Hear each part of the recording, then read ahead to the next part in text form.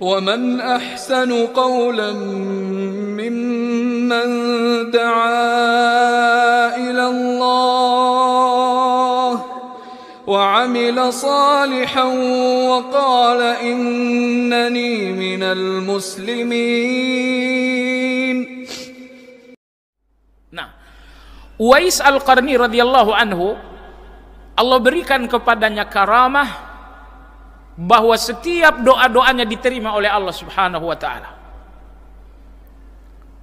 Maka dalam riwayat terdahulu Nabi alaihi salatu wasallam mengatakan, "Lau aqsama 'ala Allahi la abarra." Sekiranya ia berdoa kepada Allah, pasti doa-doanya diterima. Jadi tidak ada doa Uwais ini yang ditolak di depan Allah Azza wa Jalla. Baik.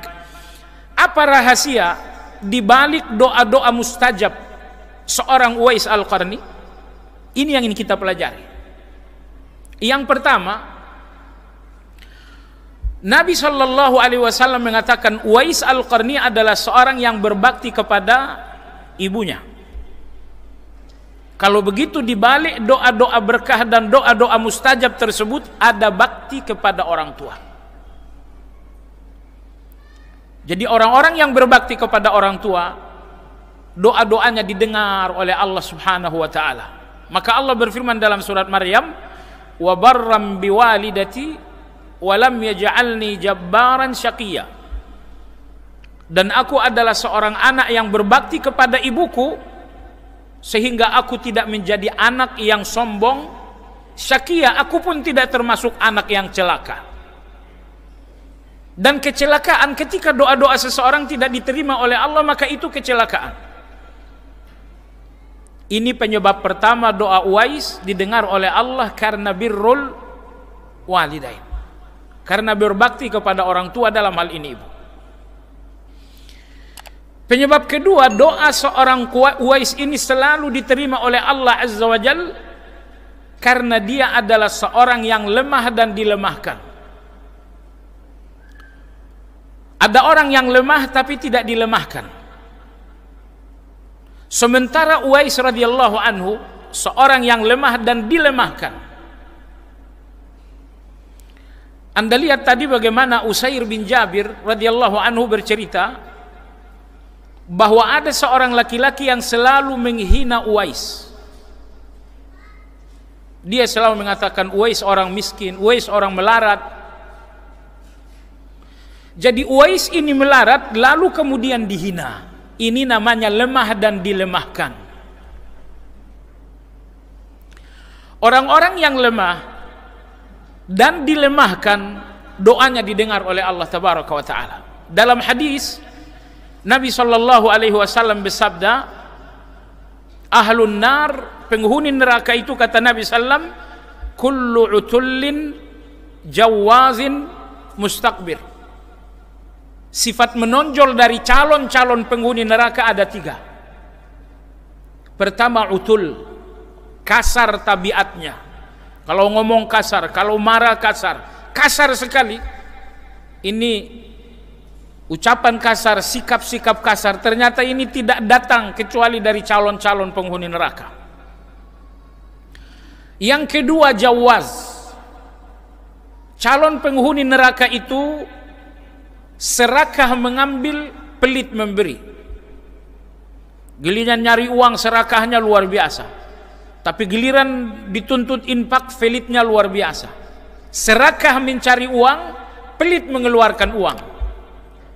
Ini sifat kedua, jamu'un manu'. Sifat yang ketiga adalah mustakbir, sombong. Ini 3 sifat ahlun nar. Lalu apa sifat ahlul jannah? Wa ahlul jannati kullu dha'ifin mutadha'if. Ahlul jannah, kata Nabi SAW, adalah seorang yang lemah dan selalu dilemahkan. Contohnya adalah Uwais Al-Qarni. Dia lemah karena memang hidup dalam kemiskinan, lalu kemudian dia pun selalu dihina-hina oleh orang. Maka dia lemah karena miskin dan dia dilemahkan karena selalu dihina-hina. Dan sesuai dengan sabda Nabi Shallallahu Alaihi Wasallam, orang yang lemah dan dilemahkan adalah orang surga. ciri-ciri penghuni surga. Kalau Anda bertanya, kenapa orang lemah dan dilemahkan ciri orang surga? Karena orang yang lemah dan dilemahkan biasanya hatinya bersih, tidak ada sombong di dalam. Anda tahu, di antara kendala paling berat untuk masuk surga adalah sombong. Sombong sebesar debu dalam hati seseorang sudah cukup untuk menutup pintu-pintu surga. Kesombongan inilah yang tidak ada dalam diri orang-orang yang lemah dan dilemahkan. Apa yang disombongkan jamaah sekalian? Ya, Uwais radhiyallahu anhu hidup dalam kemiskinan, lalu kemudian selalu dihina-hina orang.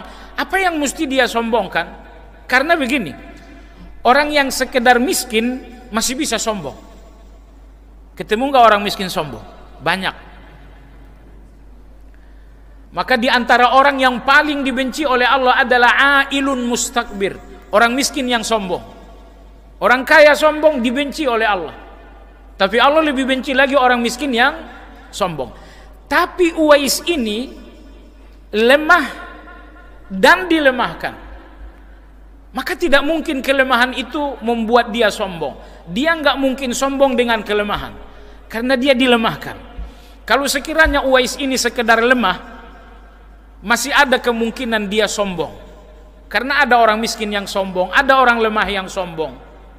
Karena sombong ini jamaah sekalian soal watak, soal sifat, bukan soal milik. Kadang-kadang orang sombong karena milik, punya uang banyak, punya jabatan tinggi. Tapi sesungguhnya sombong ini bukan karena milik, tapi soal sifat. Maka ketika dia nggak punya uang, dia orang miskin, cuman karena hatinya sombong selalu membawa orang-orang kaya. Kamu tahu orang kaya nomor 1 di negara ini? Oh, itu teman saya tuh. Kamu tahu Pangap yang baru? Itu dulu teman saya mancing. Ketika dia nggak punya jabatan, jabatan orang diseret-seret. Ketika dia nggak punya uang, kekayaan orang disebut-sebut. Tujuan dia menyebutkan jabatan dan kekayaan orang untuk membesarkan diri.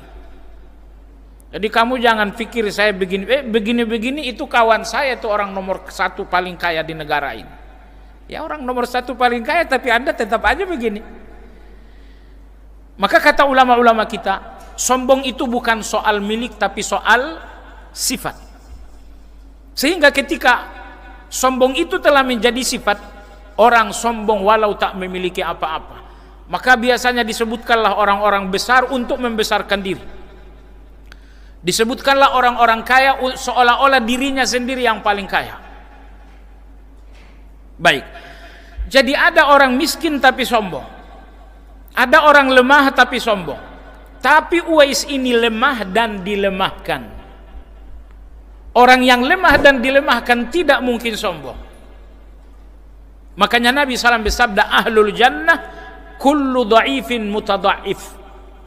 Di antara ciri ahlul jannah adalah orang-orang yang lemah kemudian dilemahkan. Sekedar lemah tidak ciri ahlul jannah. Tapi ketika sudah lemah dan dilemahkan pula, ini ciri ahlul jannah. Kenapa? Sekali lagi, ketika seseorang lemah lalu dilemahkan lagi, orang seperti ini tidak punya hati yang sombong, tapi memiliki hati yang tawadu.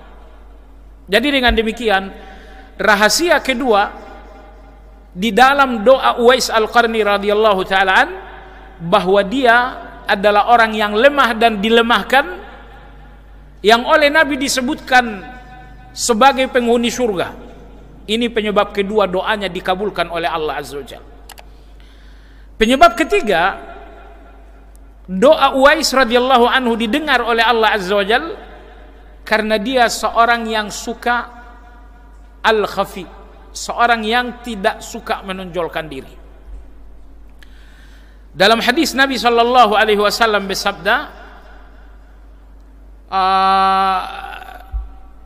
Nabi ditanya, hadis Abdullah bin Amr, ya Rasulullah, man khairun nas? Ya Rasulullah, siapa manusia terbaik? Nabi SAW bersabda, kullu makhmumil qalbi saduqul lisan. Manusia terbaik orang-orang yang hatinya makhmum dan lisannya jujur. Sahabat-sahabat bertanya, "Ya Rasulullah, kami mengerti apa yang dimaksud dengan lisan yang jujur. Tapi apa yang dimaksud dengan hati yang makhmum?" Kata Nabi sallallahu alaihi wasallam, hati yang makhmum adalah khafiyun taqiyun naqi, yaitu seseorang yang tidak suka menonjolkan diri, seseorang yang berhati bersih, dan seseorang yang memiliki jiwa ketakwaan. Ya. Jadi orang yang tidak suka menonjolkan diri, orang yang tidak suka menonjolkan diri, ini ternyata orang yang terbaik, orang yang sangat dicintai oleh Allah Subhanahu wa taala. Maka hati-hati jamaah sekalian, jangan cari-cari momentum untuk menonjolkan diri. Menonjolkan diri itu bagian dari takabbur. Ya, menonjolkan diri bagian dari takabbur. Ulama kita mengatakan ada 7 faktor takabbur. Saya nggak tahu masih ingat nggak yang 7 nih. Yang pertama, orang takabbur disebabkan karena ilmu. Dan takabbur karena ilmu lautan yang tidak bertepi. Maka hati-hati dengan orang berilmu. Karena orang berilmu adalah orang garda terdepan jatuh dalam takabbur.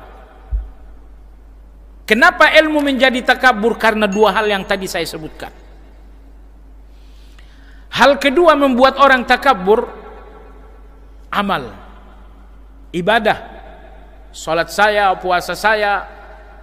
Kadang-kadang bertanya di majelis, "Ustaz, saya itu kalau ngaji cuma sejuz sehari."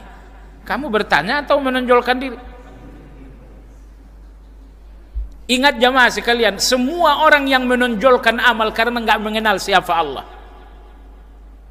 Sekiranya Anda tahu betapa maha besarnya Allah, Anda tidak melihat amal Anda di depan Allah walaupun sebesar debu. Anda ngasih hadiah 50.000, kalau buat saya orang rendahan itu besar banget. Tapi kalau 50.000 Anda untuk Bapak Presiden, ada artinya nggak? Saya mau kondangan dulu ke Presiden. Berapa kado kamu? 50.000. Kamu nggak tahu diri Pak? Kan begitu kata orang. Semua orang yang melihat amalnya besar karena nggak tahu betapa besarnya Allah Subhanahu wa taala. Maka orang yang mengenal Allah, mereka yang melihat kemahabesaran Allah, mereka tidak melihat amal mereka di depan Allah kecuali hanya debu yang tidak berarti. Kecuali hanya debu yang tidak berarti. Mumpung saya ingat, saya ingin katakan, di dalam salat sebetulnya ada satu mutiara yang sangat mahal tapi nyaris diabaikan oleh banyak orang. Maksud saya begini, di dalam salat antum punya bacaan, punya gerakan rukuk, sujud dan lain-lain. Manakah bagian dari salat yang menjadi optimisme antum diterima oleh Allah?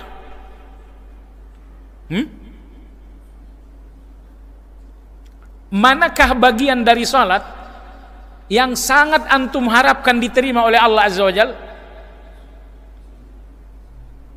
Mungkin antum dan saya berbeda. Bagi saya pribadi jamaah sekalian, satu-satunya yang menjadi harapan salat saya diterima oleh Allah adalah 3 kali istighfar selesai salat. Assalamualaikum, assalamualaikum.